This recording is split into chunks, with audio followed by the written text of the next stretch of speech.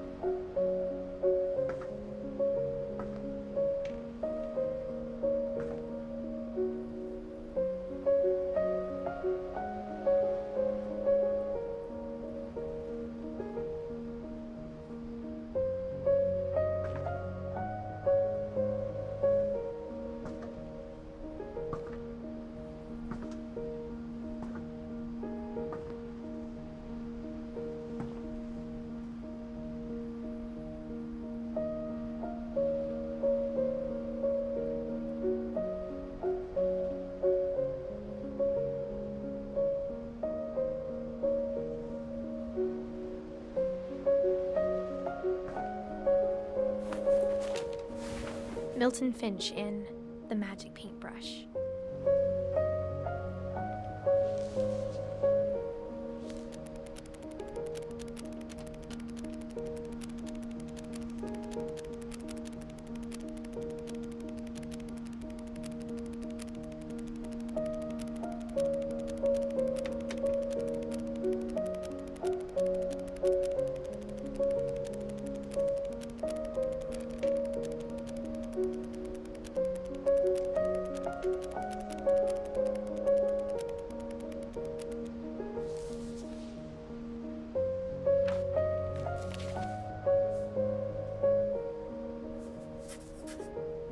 I was 4 when Milton disappeared.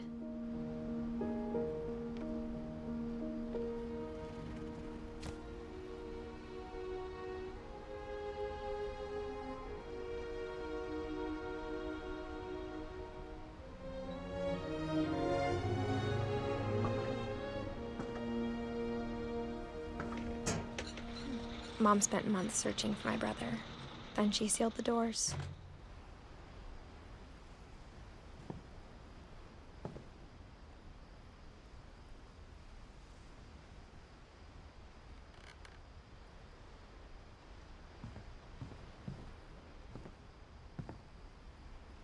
Whatever Milton had found in the house, Mom didn't want it getting out.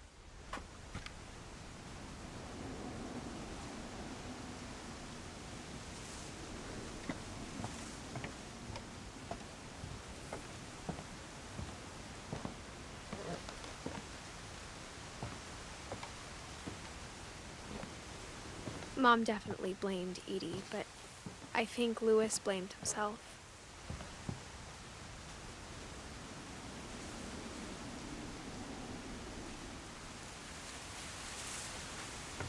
After he graduated, he just spent more and more time in his room, until Mom got him a job at the cannery.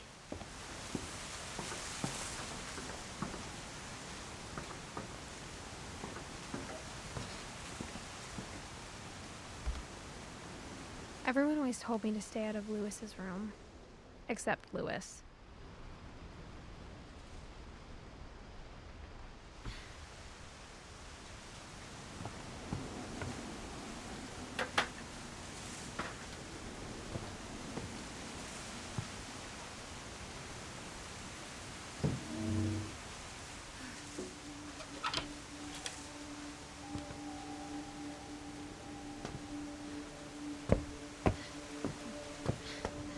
Lewis's room smelled very, very familiar.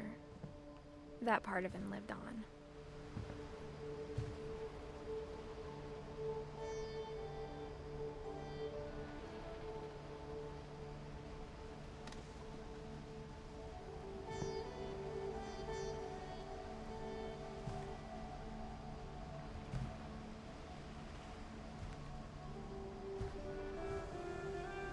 Lewis and I spent a lot of time playing games together, but he was surprisingly bad at them.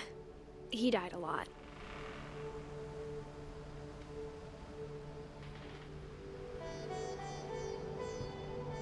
He was so proud of being Indian. I think for him, it was a way to be something other than just a Finch.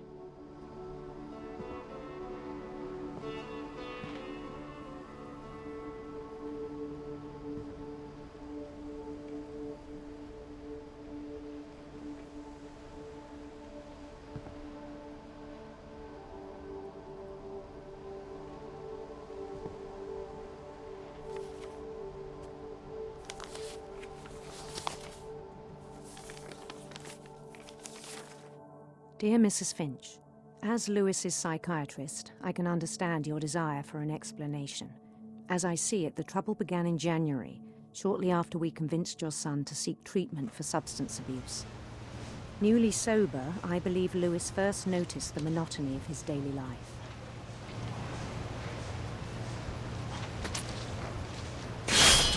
He kept working at the cannery, but he withdrew part of himself.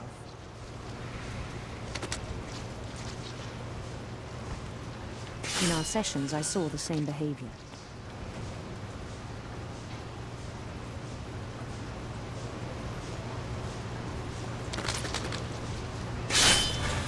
His mind began to wander. I asked him to describe it. He said he started small, imagining a labyrinth.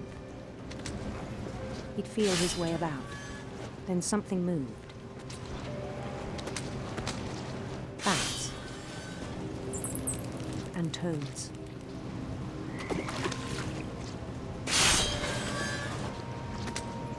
And things that have not names. He knew it was all in his head. But he took it very seriously. I had hoped he'd find himself.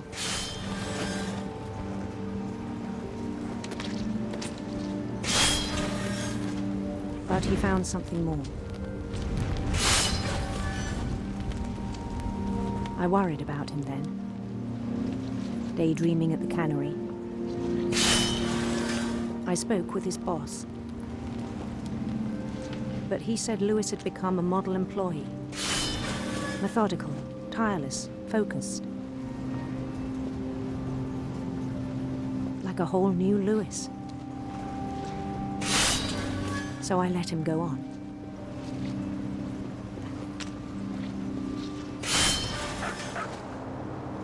I even encouraged him. It seemed very promising at first. He told me he'd made a new friend.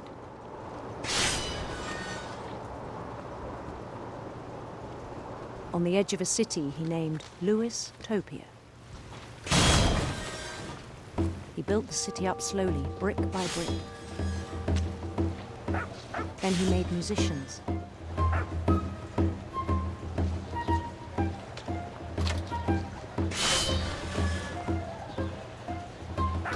And songs for them to play. He talked about starting a band. And he was always humming something. Every day his imagination grew stronger.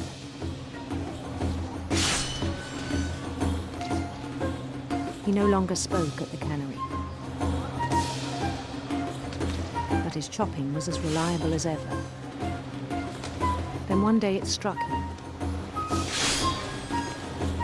that all the cheering crowds, even the stones under his feet,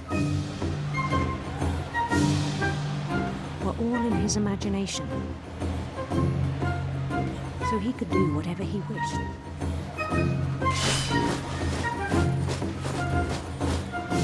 He held an election for mayor. And he won. They begged him to stay, but his mind was already wandering. It became a game for him.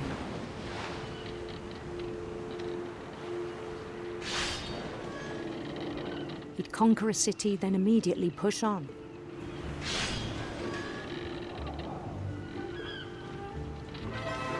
New Louisville.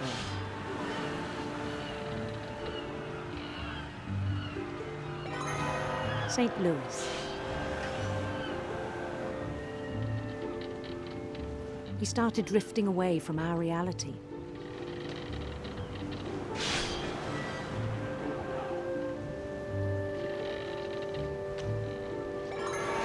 Minneapolis. Until one day he forgot to go home from the cannery. Even as his mother pleaded with him, part of Louis kept sailing on.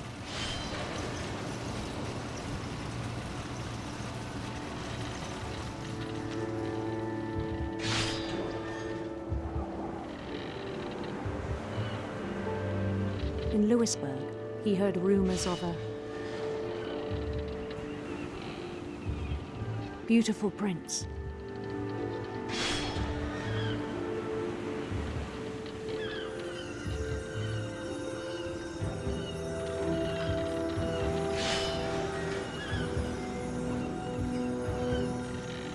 The prince was on his own quest for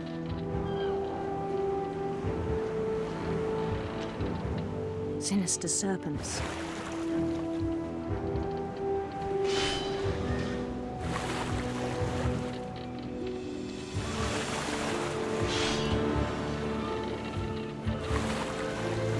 He followed the sound of his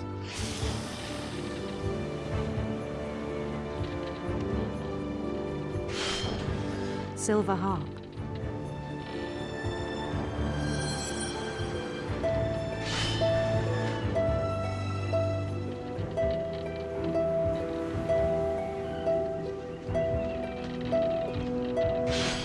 His chase led him to a golden palace east of the sun and west of the moon. Even then, his logic remained sound. He knew the world was all in his imagination.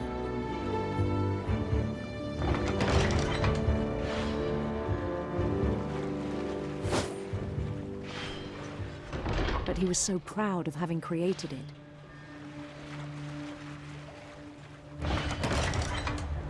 In his own eyes, he'd become something greater than a king.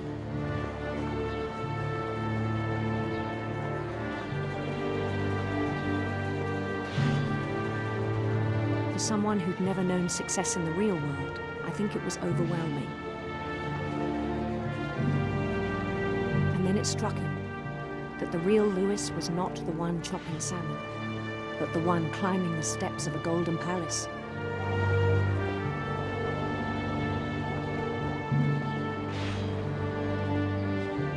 My imagination is as real as my body, he told me. It was hard to argue with him.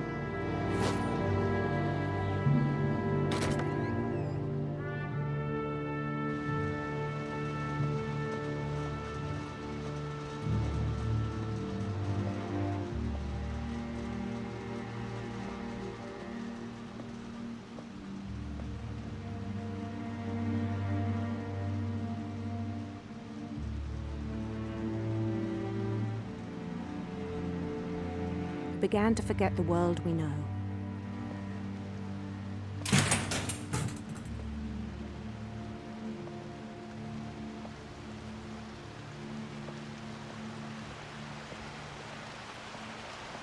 I think it pained him to remember Louis, the cannery worker.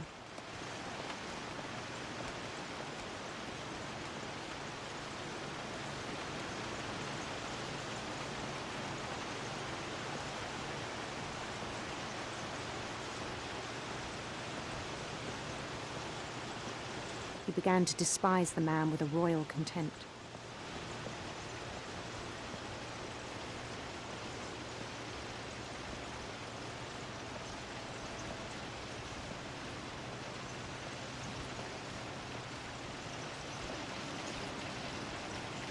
I still thought I could save him. Even after he said he was being crowned king over all the lands of wonder.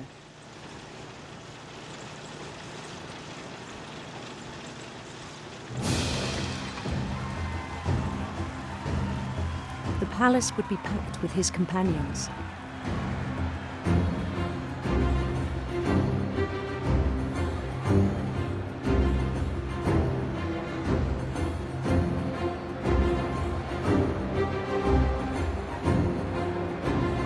Including the wise Calico who had insisted on advising him.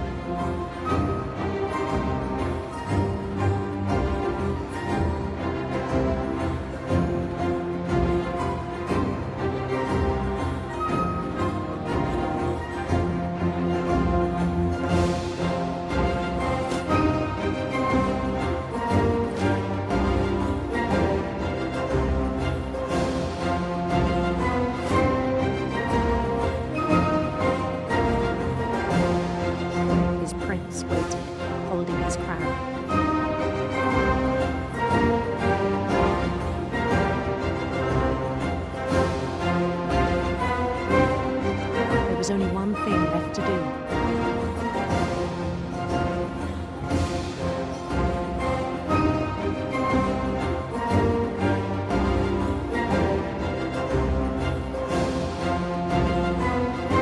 Bend down his head.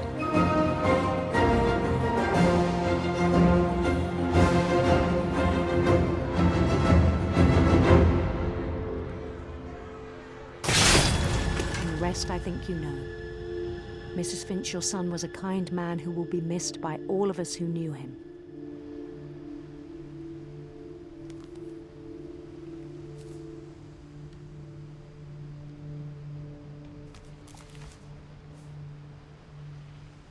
My brother was really cool.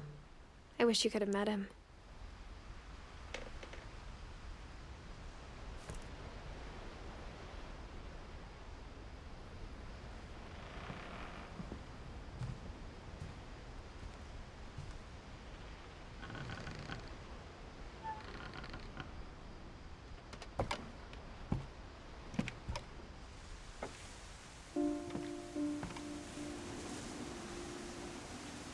On the way back from Lewis's funeral, my mom told me to start packing.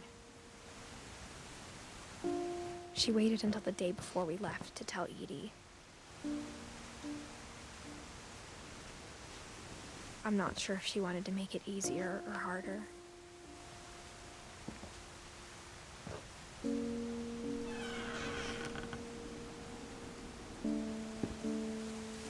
I wish we'd stayed.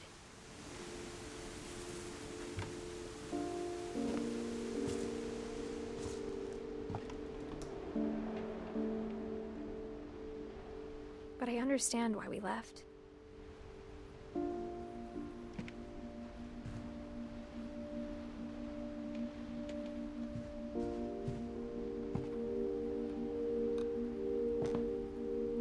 My mom ended up leaving everything behind.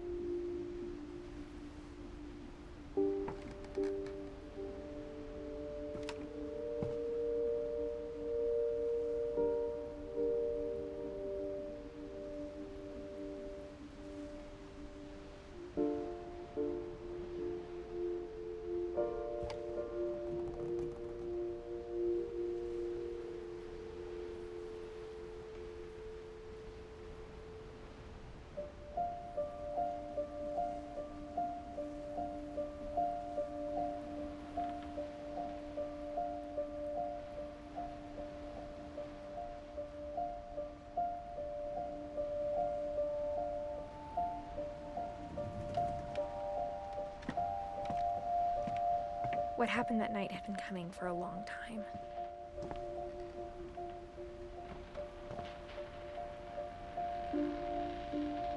maybe it should have come sooner.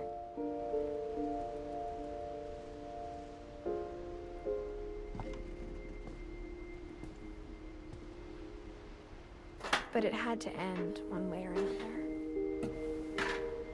All that's left now is to tell you about that last night.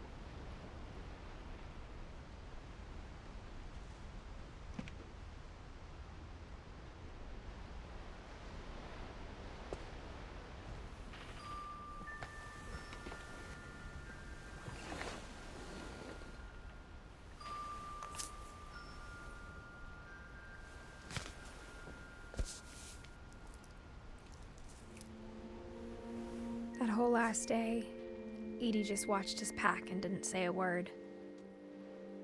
Until supper, when she raised her glass and said, "To our final night together, and all our final nights apart." Grandma, you know what I said about alcohol. Some of your medications are very Edith, specific. I left a present for you in the hallway.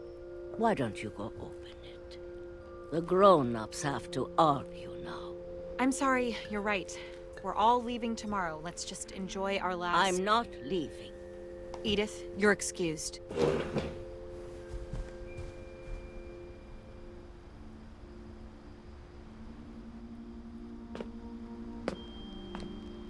the power had been shut off that morning, but Edie always had plenty of candles.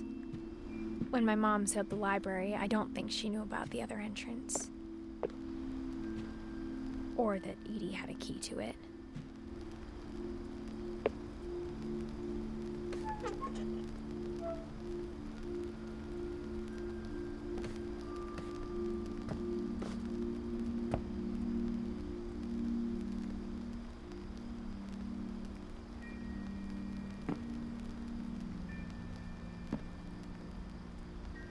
That thing you're afraid of isn't going to end when you leave the house.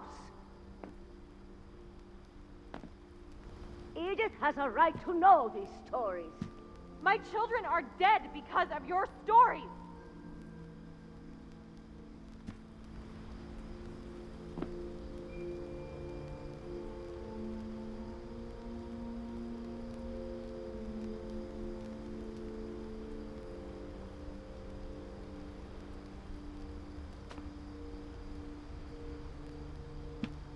I think it's best if Edith and I leave tonight. We'll have the nursing home send a van for you in the morning, okay?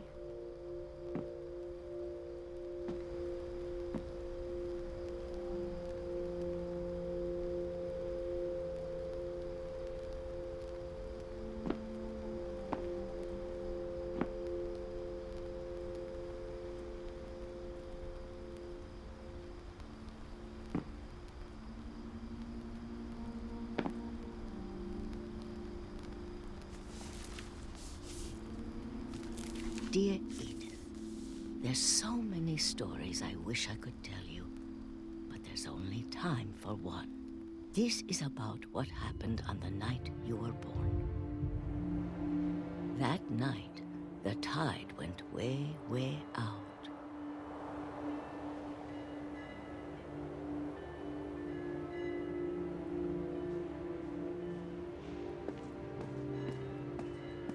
It was the first and last time I ever saw the old house aground. There'd been an earthquake out in the middle of the ocean. They called it the lowest tide in 1,000 years.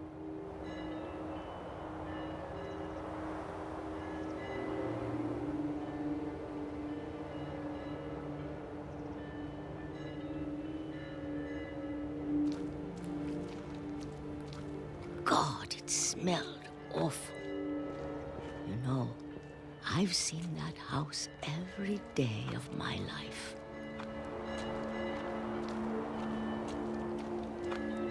But I never thought I'd go back to it.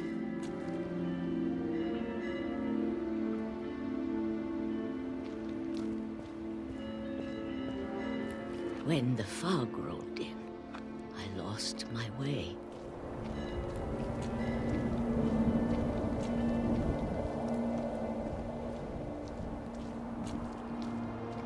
I got turned around.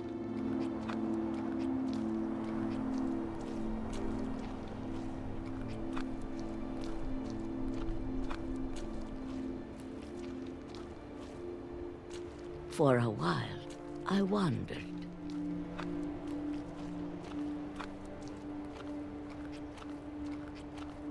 I started seeing things.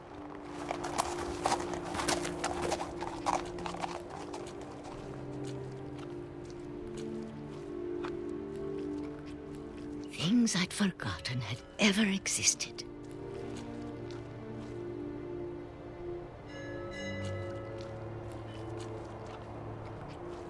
But when I saw them, they felt like old friends. That night, a lot of things came back to me.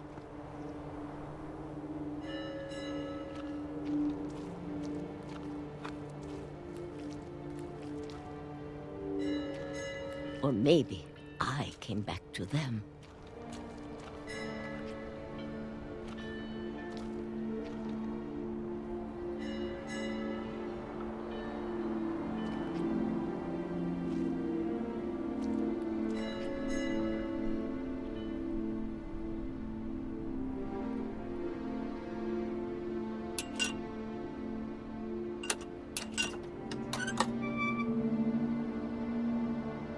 Things I can't explain, but that I need you to try and... Edith, what are you doing in here? It's mine. Edith! Mom, you're gonna rip it! Let go!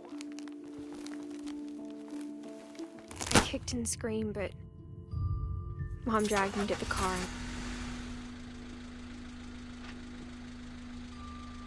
I never saw Great-Grandma Edie again. The next morning, the van came to pick her up, but she was already gone. After that, we moved around a lot.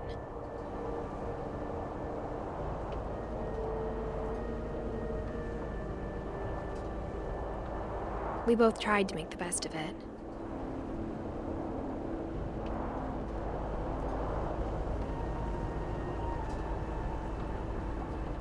A few years went by.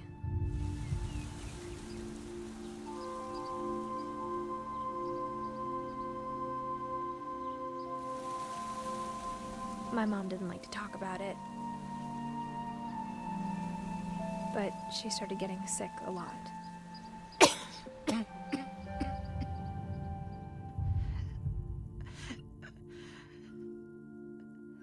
She got better for a while,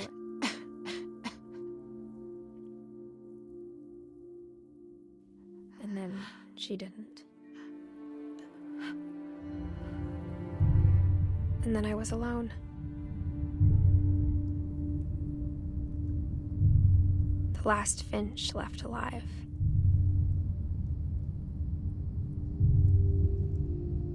Until I found out about you. I'm still not sure what to tell you about all this. If we lived forever, maybe we'd have time to understand things. But as it is, I think the best we can do is try to open our eyes.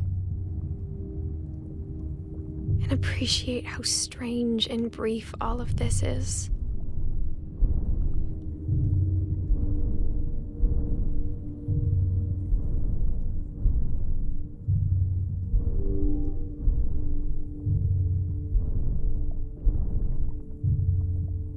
This journal was supposed to be for you.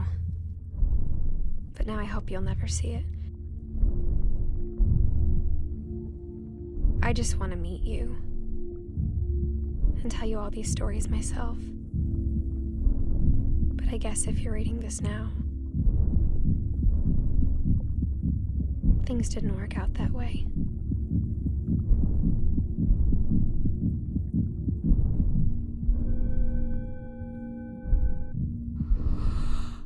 This is where your story begins. I'm sorry I won't be there to see it. It's a lot to ask, but I don't want you to be sad that I'm gone.